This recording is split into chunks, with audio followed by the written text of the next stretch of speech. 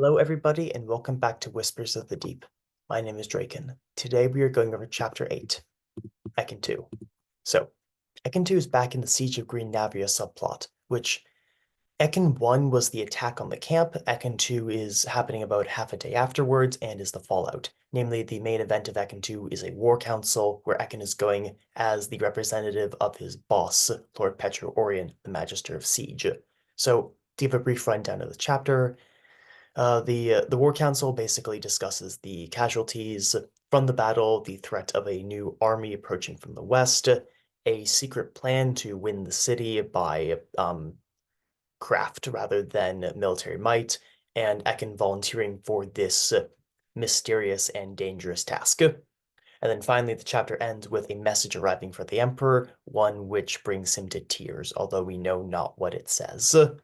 So, this chapter has a lot of moving parts going back and forth, and I do like it a lot.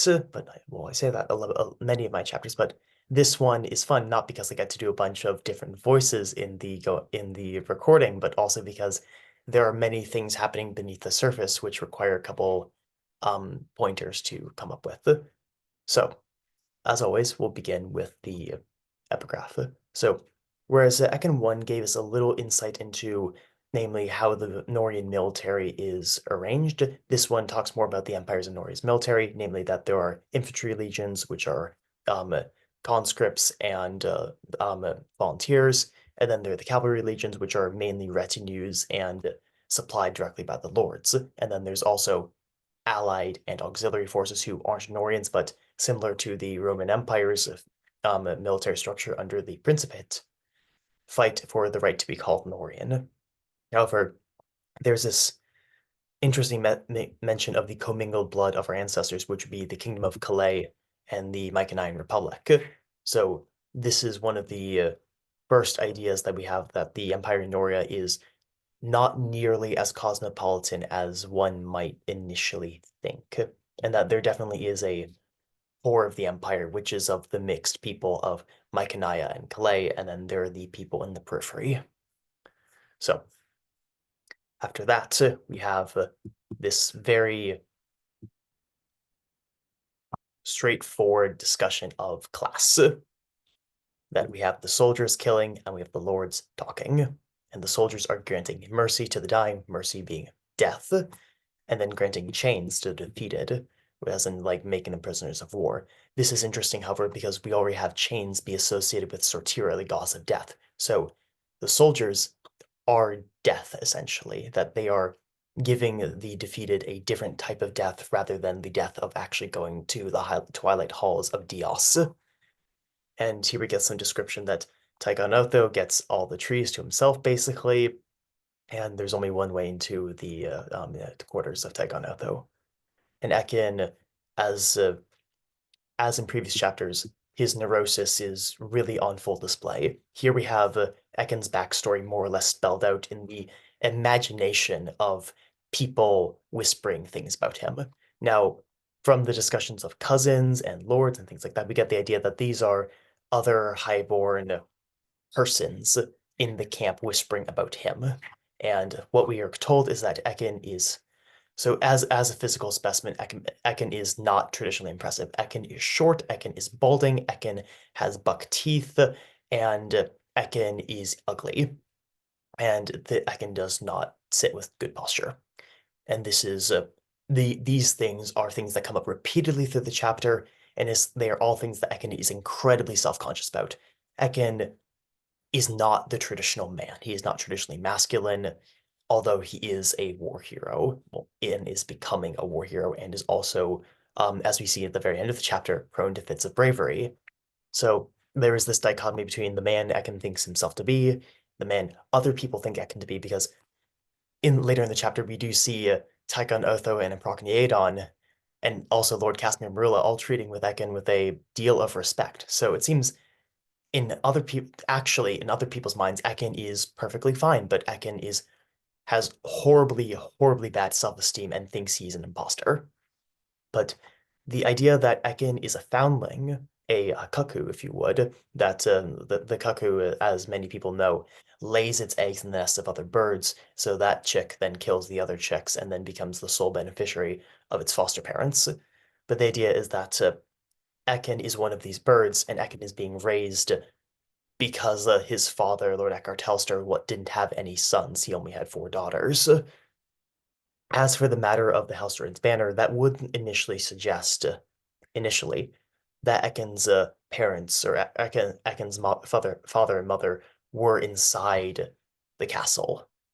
However, we don't know. We honestly don't know. But the idea is floated that Ekkin is his father's son, but this is also probably not true, especially since from like a narrative perspective, it is presented immediately. So Ekkin meets with some priestly lictorials. We've already heard of the lictorial guard. However, now we hear that some of them are ordained as priests and they wear armored robes. However, Ekkin thinks of them being suspicious, of them being part of the Inquisition, which is another mention of the idea of the Inquisition being something that looms prevalently in the minds of people, and that even if Ekkin is a lord by all definitions, he may not think himself a lord and may instead associate more with commoners in some way. So Ekkin says good morrow, which is contrary to Iroh's more formal greeting of a mid or like a morning's greeting to you, or mid-morning's greeting to you, or an afternoon's greeting to you, or something like that.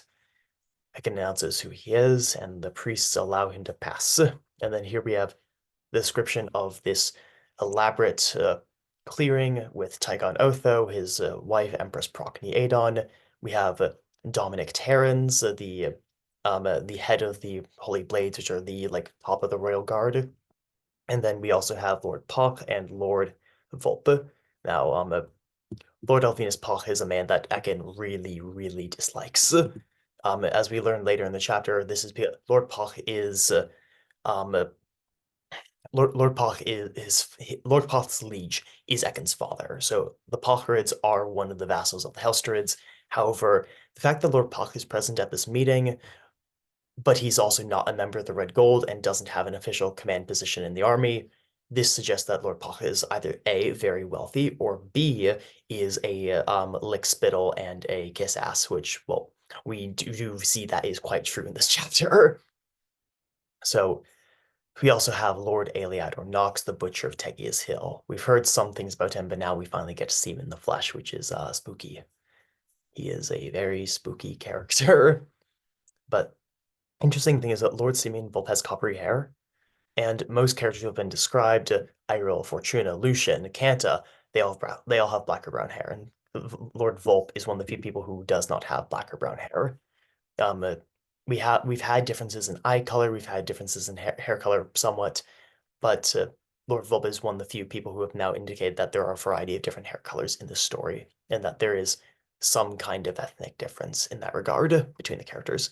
And then here we have the introduction of a dragon egg, except then we are immediately told it is not actually an egg for dragons, that there are no dragons, and there probably never have been dragons, or if they're not, they're from really, really ancient history. That's we have this idea that the dragons had once ruled the world when the world was young, lording over men with claws and shackles of iron, so said the legends. So essentially, this means that like dragons ruled over humanity in the ancient past, and then the oldest legends were of the humans throwing off their shackles and defeating the dragons, and the dragons escaping deep into the earth, but not forgotten. And if the dragons were lords over humans, they could be seen as gods, gods of humans gone into the earth. We might have seen that before. But the dragons are gone, if they had ever existed at all. So this entire story of the dragons and their dragon eggs and the dragon war and things like that is all hearsay. There is no real archaeological evidence for it, but it is an idea that has permeated across society for thousands and thousands of years. And we also now have, and then immediately after that, we have the description of the emperor, Tygon Otho, the man himself. And he is not what you think an emperor looked like. He is graying. His crown is heavy on his head, both literally and metaphorically, and he has dull eyes. Well, his description is a little bit of reference to something, but I will That's for you to figure out. As for his crown, it is actually a rather interesting thing. So essentially, the sword of the last king of the kingdom of Calais, Shalamon, who was allegedly the father of Melanthios the Great, was turned into a crown to put on the head of the Emperor Noria. And this actually has some basis in history. In ancient, like Bronze Age archaeology, there's a thing called a killed sword, or also early Iron Age archaeology. There's a thing called a killed sword, where basically if you have a warrior and the warrior dies, you take their sword and you bend it into a loop, and you bear them with them. Oftentimes, the killed sword is bent around a piece of like a jug that's also buried as a grave good. So essentially, the sword belonged to them and is no longer usable. So we have this killed sword, which is the crown of the empire in Noria, and is called the Mournful Crown, probably in reference to the people who died under the yoke of the Chileans, so that the Norians, Mycenaeans, could be free. And namely the gemstone set into the Mournful Crown is spring-colored aurite. Aurite is a fictional material similar to emolite, as previously mentioned in Hyrule 2. So we have aurite and emolite, which are colored as spring and midnight, essentially.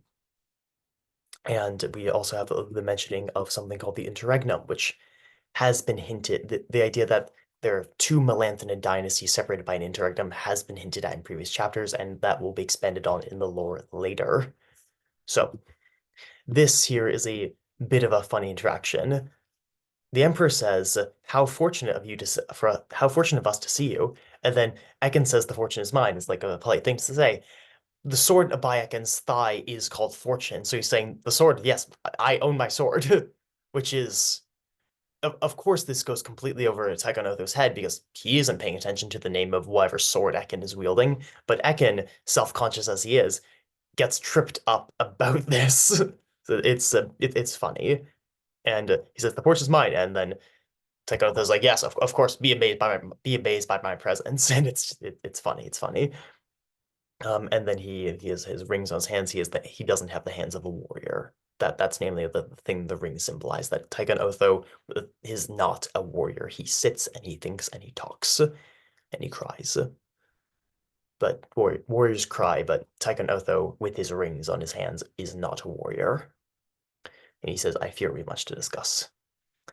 Ekkin grits his teeth, as he's wont to do, and then we get the description of Procne Adon, who is actually, if you pay attention, Procne Adon has the same description as Tyconotho. She is also thin, she also has sharp cheekbones, and she also has long hair. The difference, though, is that where Ekin looks at Tychon Otho, who is thin, has long hair, and has sharp cheekbones, and says he doesn't look like an emperor. And he looks at Procneadon, who is thin, has long hair, and has sharp cheekbones, and says that looks like an empress. So Ekin is completely biased here. That, or although the two of them look similar, Procne carries herself in a way that is far more imperial, shall we say. So then we get a small list of the different people. Something I paid attention to do during this chapter was to make sure every single named person speaks. So Tyconotho speaks, Eliodor Nox speaks, Volp speaks, Procneadon speaks, Ekkin speaks, Catharhrak speaks, Aaron Fury speaks, the various attendants like Varus, the guy at the end, everyone speaks. Everyone gets to speak at least once, and oftentimes the things that they do say are very telling. And also we get some here we can kind of explain how the honorifics of the Red Gold Council work. So every single member of the Red Gold Council is tied to a part of the Emperor's body, which is their semi-official title, or rather official title. That for Geralt Megarion, for instance, is the Emperor's left leg and Magister of the Hunt. And there's the Emperor's right eye and the Emperor's left eye. And then the Amon Nox, the Royal Notekeeper, is the Emperor's brow. So essentially they are the body of the emperor, which is how the emperor makes their will manifest across the empire. But also there's this difference that people from Fair Calais will often call them by the bodily corporeal title, and the people outside Fair Calais will often call them by the more functionary title. So Magister of the Hunt as opposed to the Emperor's left leg. So we have the twins, Geralt and Gerald, and there is this kind of um, bitterness between Ekkin and Geralt because Geralt is tall and beautiful, has slick back hair, and Ekkin is balding and short. And Geralt is also like since Geralt is the man Ekkin's sister Carla is married to. Carla oftentimes, as we saw in Ekkin 1, compares Ekkin to Geralt. And Ekkin does not like this because Ekkin is incredibly self-conscious. So we also get some mentions of Lord Aaron Fury or Aaron Fury, who's Magister of Infantry, and by his aide, not even like second in command, Lord Cathar Hrax. So Aaron is Lord of the city called Old Elon, or rather, Aaron the Fury Lord over Old Elon, and Aaron is on the Red Gold Council, and his brother Armin Fury, who is if Aaron Fury is tall, Armin Fury is absolutely colossal in size, like just way up there. But Armin is not present. Armin is staying with the Senate in Old Elon, which is this other like really populous city in the Empire. So then we have Ovidius Scyveth, who is fat. He's fat and rich, and he's fat not because of lack of character, but because he is rich and because his family he's from a very old, very wealthy, prosperous family, and that's represented by his rotundity. In fact, Ekkin also does not like Lord Scyveth because he is, well, pedigreed. And in fact, we see that Ekkin doesn't like Scyveth because he's pedigreed. He's envious towards Dominic Terrence because he's pedigreed. Um, and then we have Lord Titus Hegathon, and so the Hegathonoi are also a very ancient family. They are one of the seven noble families of Fair Calais. We will get into that later. They're actually, you haven't seen this, but there is a lore book I have written to the side which has all the lore so far. But the Hegathonoi are one of the seven noble families of Fair Calais. So then we have the man himself, Lord Casimir Marula, which is the first time we actually see him on page after having chapters about his children, Irol and Lucian and Canta, and his ward Fortuna, and this other pseudo son of Casimir Marula, who's Edmund Adonotho, and now we get to see him in the flesh. And sure enough, he with his rippling hair, as mentioned, dark locks, he looks like Irol and Lucian, who both have long dark hair. So I hope not surprise caught none of you when receiving my summons, which is very much a way of saying I hope none of you are surprised by being here. But Taiga is beginning with this elaborately elaborate and needless way of talking. But they say, so we've repelled King Hormisdas' army, and without the valor of Lord Casimir, we would be here. And then Casimir says, "Oh no, it wasn't me. It was also Sir Ekkin." And like this isn't really true, but it's also kind of true. But this essentially Lord Casimir is playing some game here, and clearly, as we see later with him, like locking eyes with Prochnidon, they're friends because Prochny is Casimir's boss, and when they work, they are clearly working together, and clearly whatever plan that Prochny has involves Ekkin somehow. So Ekkin is taken aback, and then Ekkin just says thank you, and then Tychonoto brings the real meat of the mission of the meeting, which is that they've suffered a lot of casualties, and there is a reinforcing army which is coming from the west and will be here in 4 days, which is the Emperor of Avir. So, fun fact: in the in the Hebrew Bible, there's this nebulous fantasy Middle Eastern country called Ophir, and Avir is derived from that. So, but rather than being to the east, it's to the west. And in many ways, Pharnaces the Fifth, the Yellow Dawn, is based off the Persian Empire. So if the Empire Nori is Rome, the Aviri potentate is Persia, but it's not nearly that simple. So Nox, we get the evil shouty voice. Nox is built as an avalanche, which might be foreshadowing for something, maybe. Or maybe that when Nox is in a room, avalanche is the word on people's lips.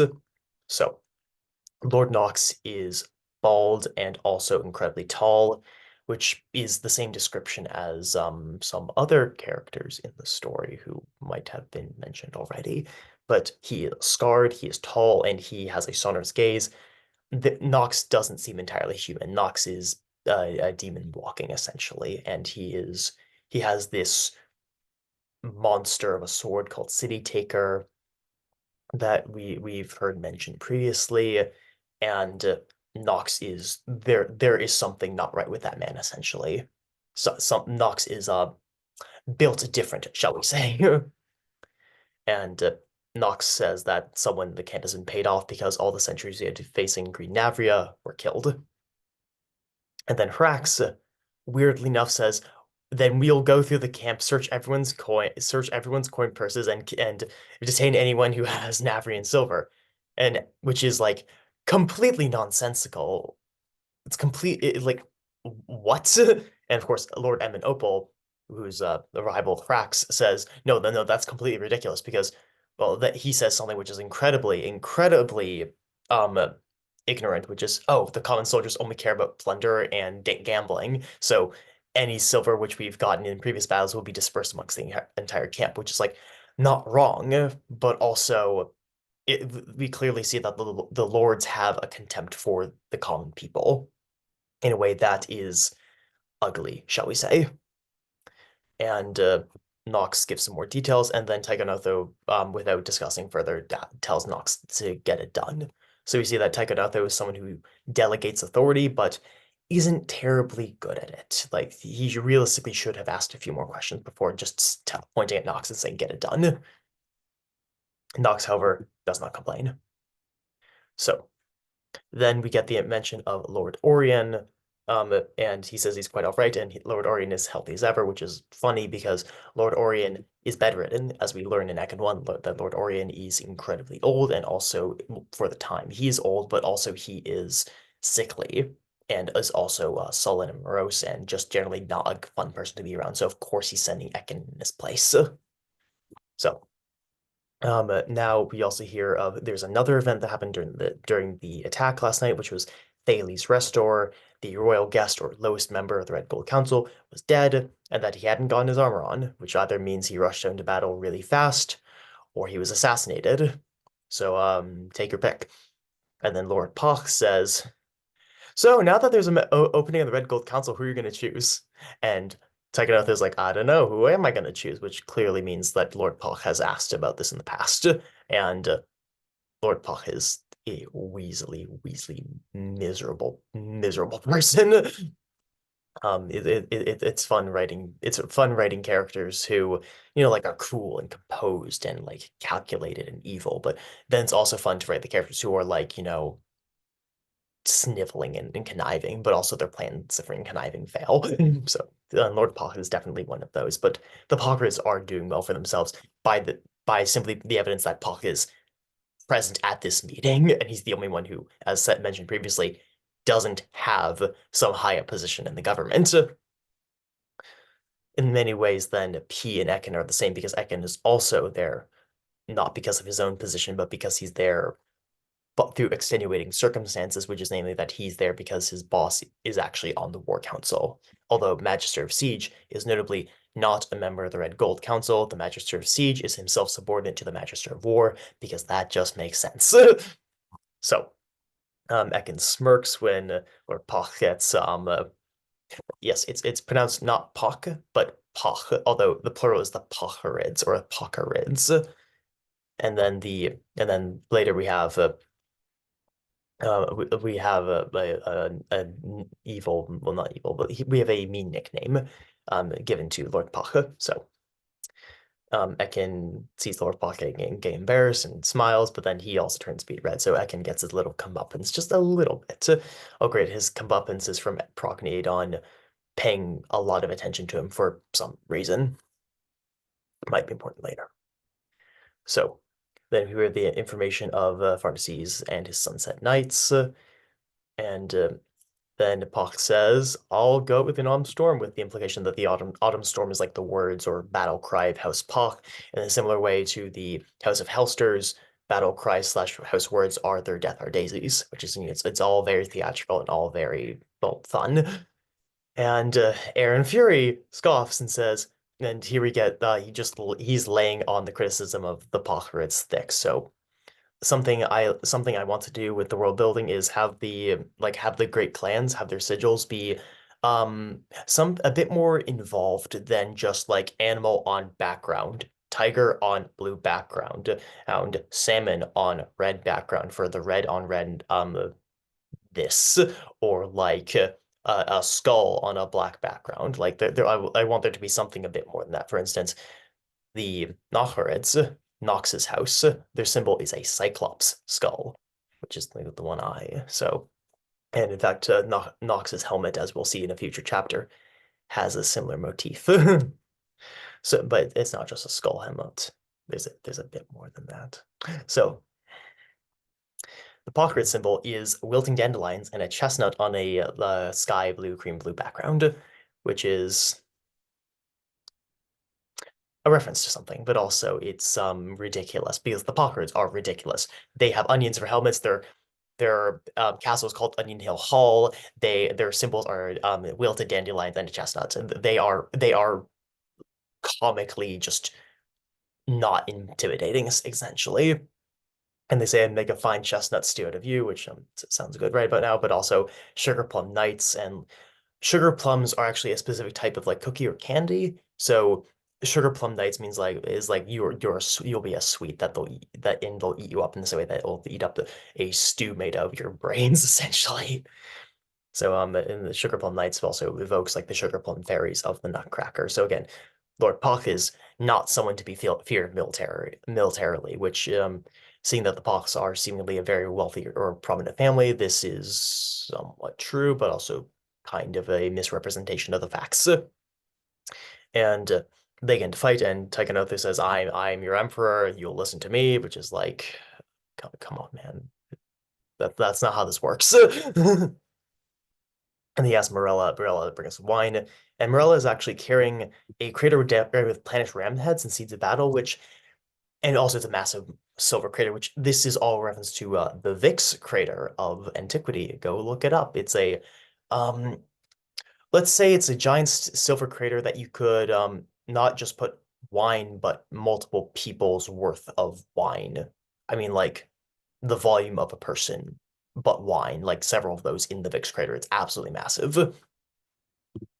And Ekkin's like, so this here we have literally the commoner um weighed down by the silver they are carrying for the pleasure of the nobility. And then Tychonoth waves her away and says, no, I didn't want that one, which is, come on. You could have at least let her use the crater instead of having make her carry it all the way back. But no, Tychonoth just says, oh no, some cups will be fine, but the cups are still silver. And the sleeping beast, that the wine is for the beasts. They are the gods. To the commoners, they are as gods in Congress. And then we have Dominic Terrans taste the wine. And Dominic is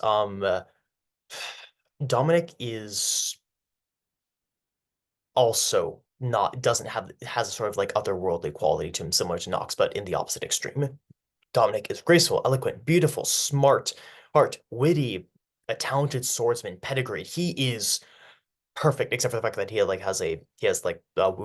like wounds from a childhood illness like smallpox or chickenpox or something like that on his face and neck. So but besides for that one small thing, he is like the ideal man in this society. He is smart, he is beautiful, he is strong, he is witty, he is well pedigreed, and he is the leader of the Holy Blades at 24.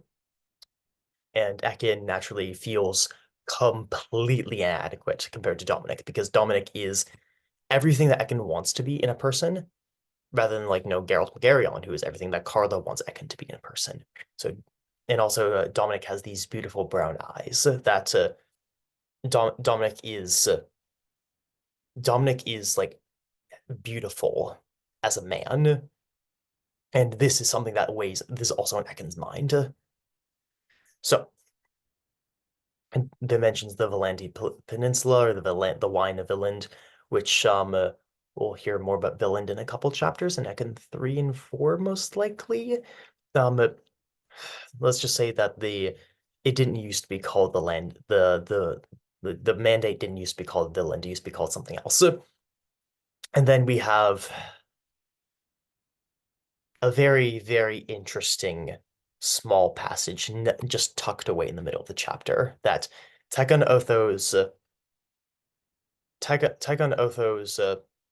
toast is to the Empire. Mike and I in blood, clay and soil. We are in the heritage of two great nations. Nori conquers. Nori conquers. So this basically should be in case many of the things spoken about in the chapter already, the battle of wars, the pissy nobles, the economy between the nobles and the people on the bottom, the fact that this is a war of aggression, that we still don't really know what this is for, and now Taika and Otho has them toasting to blood and soil.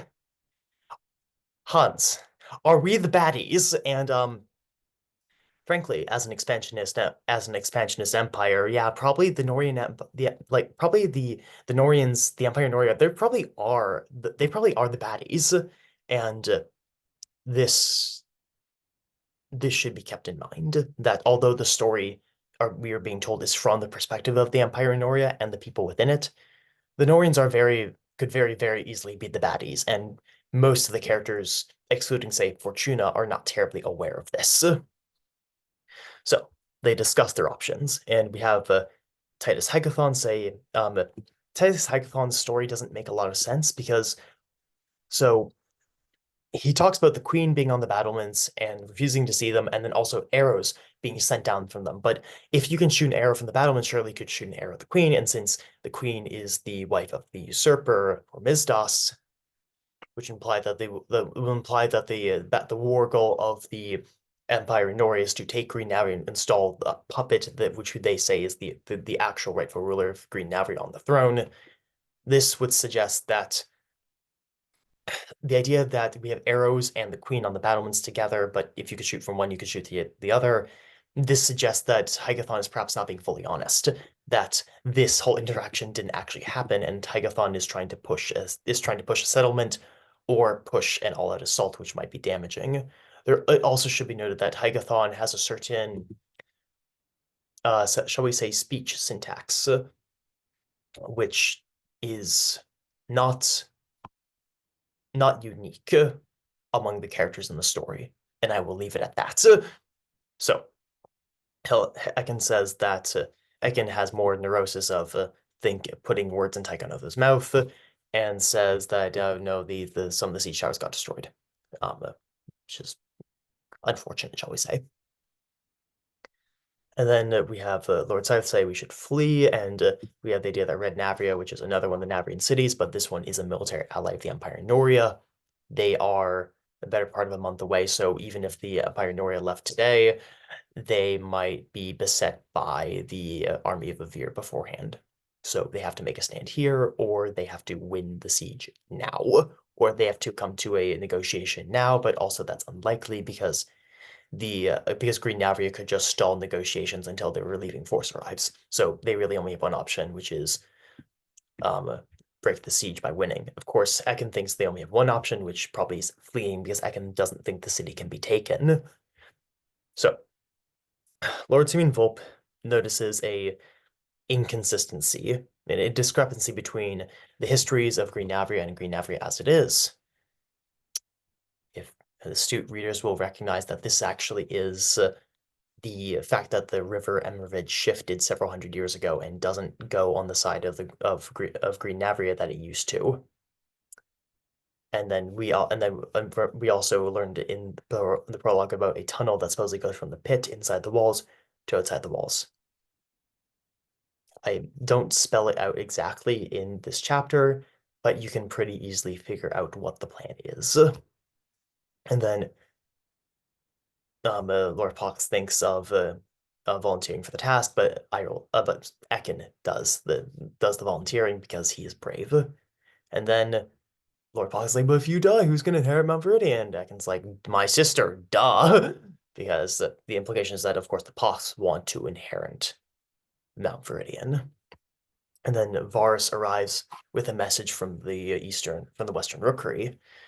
So, but this is by the context, this is a message which Tycho Otho got from the Western Rookery, didn't believe it, and then sent Varus out to get the physical bird that sent the message, and bring it back to him to record that to give the echo as it was.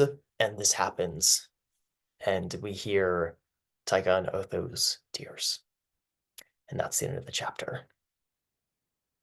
Now, based off of the events of some of the previous chapters, you might be able to infer what is causing the Emperor to shed tears. But if not, we will learn in 4 or 5 just chapters. So that's all for now. Next time we go back to Iroh with Iroh 3. And Iroh 2 is a short chapter. Iroh 3 is a bit longer of a chapter, but there's also tons of really interesting stuff happening in it. See you all then. Bye.